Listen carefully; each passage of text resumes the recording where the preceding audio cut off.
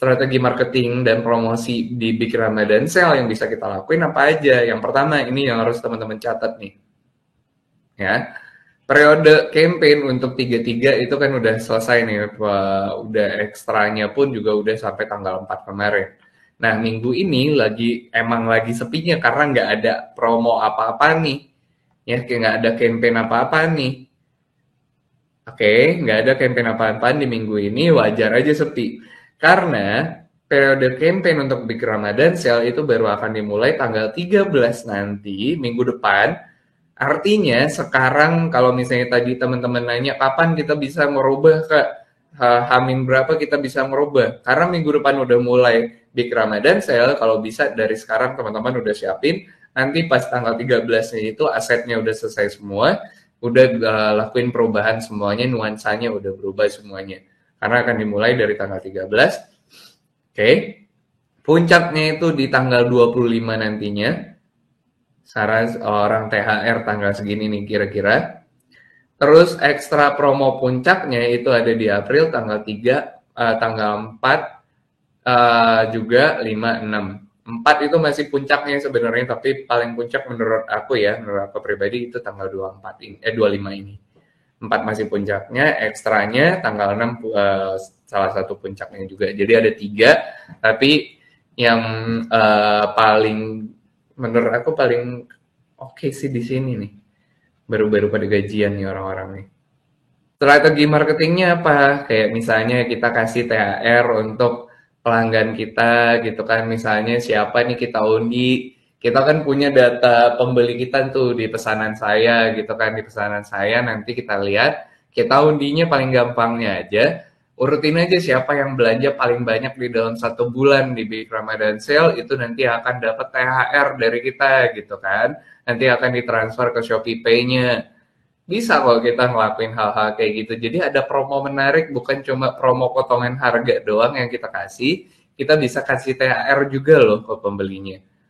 Gitu. Oke.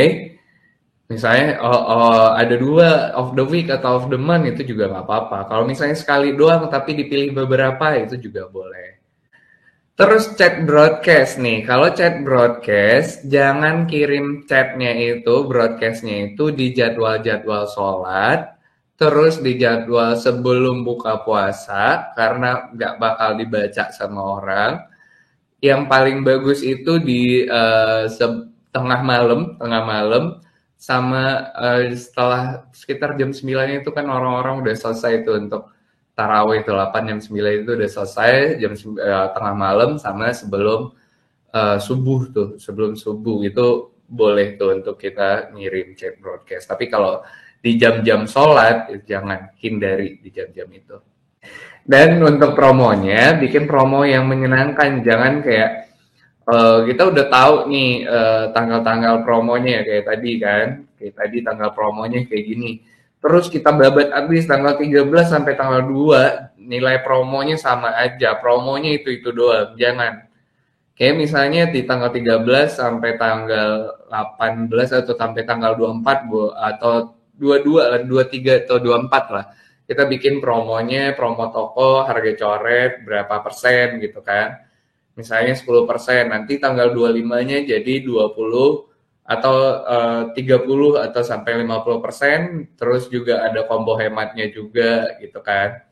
Terus di sini kita bikinnya pakai diskon gitu. Terus di sini ada combo hematnya. Jadi lebih beragam lah kita bikin promonya. Kayak di awal-awal kita juga bisa idenya kayak bikin biar ikuti toko, biar makin banyak followers kita nih.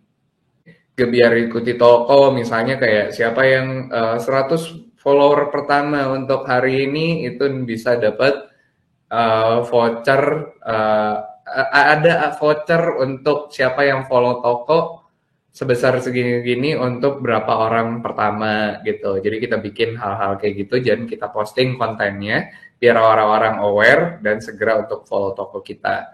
Terus nanti di minggu kedua sebelum puncaknya kayak kita bikin kayak beli 3 gratis 1 atau combo hemat. Nanti kan minggu ketiga tuh puncaknya tuh. Nanti di tanggal 25 itu puncaknya kayak diskonnya berapa persen.